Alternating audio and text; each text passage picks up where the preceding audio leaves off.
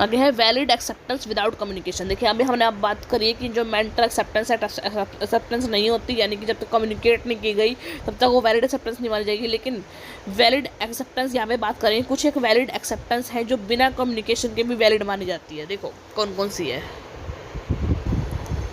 Valid acceptance without communication. देखिए acceptance valid होगी लेकिन कम्युनिकेशन भी नहीं हो रहा। अभी हमने कहा था कि कम्युनिकेशन नहीं होगा तो एक्सेप्टेंस वैलिड नहीं मानी जाएगी। देखो क्या, acceptance of an offer without communication has no relevance. देखिए कोई भी एक्सेप्टेंस कम्युनिकेशन के बिना कोई मतलब नहीं रखती। If an oral acceptance is not audible because of noise of an aircraft or the telephone goes dead, when acceptance is communicated by phone there is a no contact। देखिए अगर telephone पे अगर कम्युनिकेट कर रहे थे acceptance और telephone की range नहीं आ रही, नेटवर्क नहीं आ रहे, ठीक है, और नॉइस आ गया बीच में, ऐसा कुछ दिक्कत आ गई तो वो कॉन्टैक्ट होगा ही नहीं।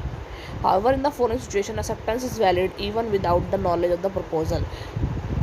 लेकिन यहाँ पर कुछ एक पॉइंट है ऐसे जहाँ पर एक्सेप्टेंस वैलिड कहलाएगी, इज़ वैलिड होगी even without the knowledge of the proposal की नॉलेज भी नहीं है तभी भी।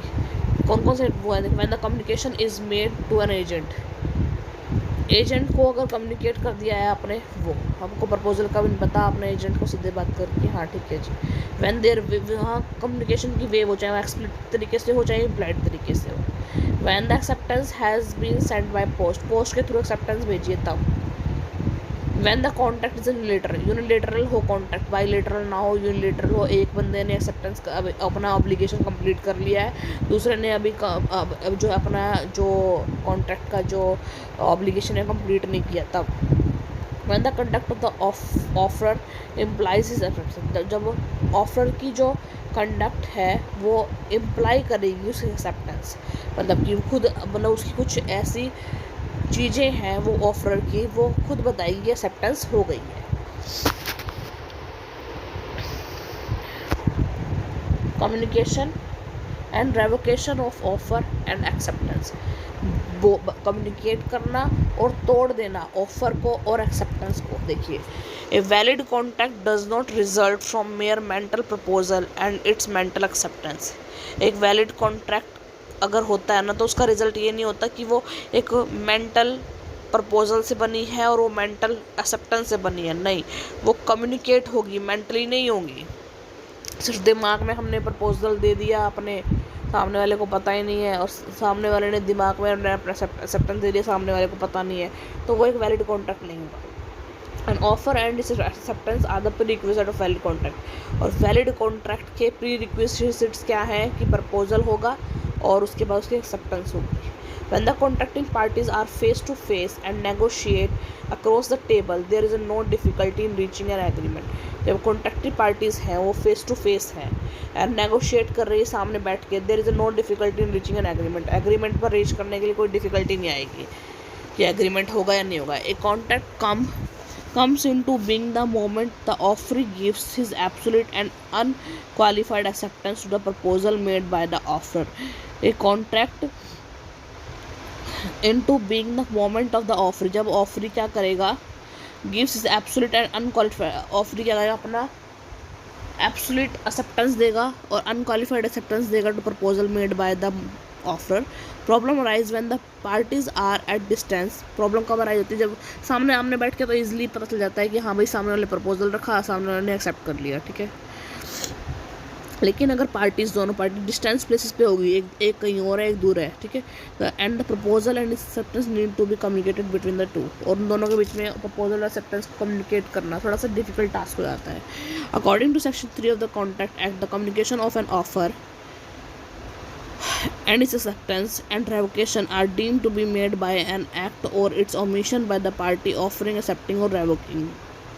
सेक्शन 3 कॉन्ट्रैक्ट एक्ट में बोलता है कि ऑफर को कम्युनिकेट करना, उसकी एक्सेप्टेंस या उसकी रेवोकेशन मानी जाएगी, deem to be made by an act और its omission of the by the party, by party उसको भूल गई है ऑफर करना, एक्सेप्ट करना या रेवोकेट करना।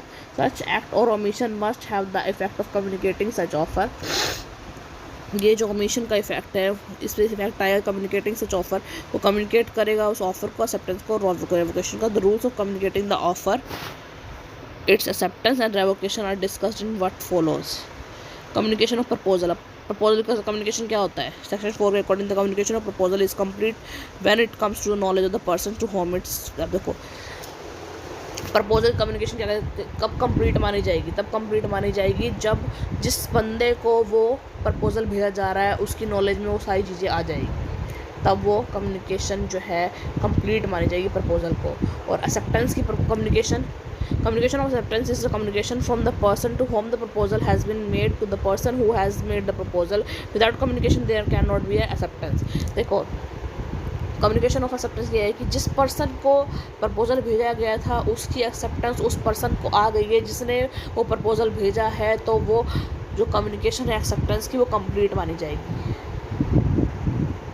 As against the proposal, देखो the rules governing the completion of the communication of the acceptance are discussed in what follows। as against the proposer, जो proposer है उसके against the communication of the acceptance is complete as against the proposer when it is to put in the course of transmission to him so as to be out of the power of the acceptors। यानी कि जो आप communicate कर रहे हो acceptance को, तो किसके अगेंस्ट की जाएगी? जिसने उसको प्रपोज किया, प्रपोजर के अगेंस्ट, ठीक है। as against the acceptance against में देखिए the communication of acceptance is complete as against the person to whom it is made when it comes to his knowledge। और जो एक्सेप्टेंस की कम्युनिकेशन तब कंप्लीट मानी जाएगी उस पर्सन के अगेंस्ट जिसको उसको भेजा गया था। It is made when it comes to his knowledge, वो जब उसके नॉलेज में आ जाएगी तब वो मानी जाएगी कम्युनिकेशन की एक्सेप्टेंस, ठीक है। कम्युनिकेशन ऑफ रेवोकेशन, तोड़ने की। अब revocation implies taking back, recalling और withdrawal।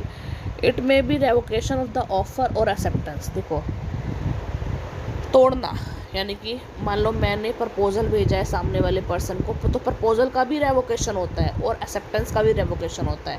प्रपोजल का रेवोकेशन कैसे होता है कि भाई मैंने जो प्रपोजल भेजा था मैं उसको टेकिंग बैक वापस ले रही हूँ, रिकॉल वापस ले रही हूँ, या विड्रॉ कर रही हूँ, ठीक है। तीनों चीज़ होगी, टेकिंग बैक, रिकॉल या फिर विड्रॉ कर रही हूँ, ठीक है। ये हो गया प्रपोजल की रेवोकेशन।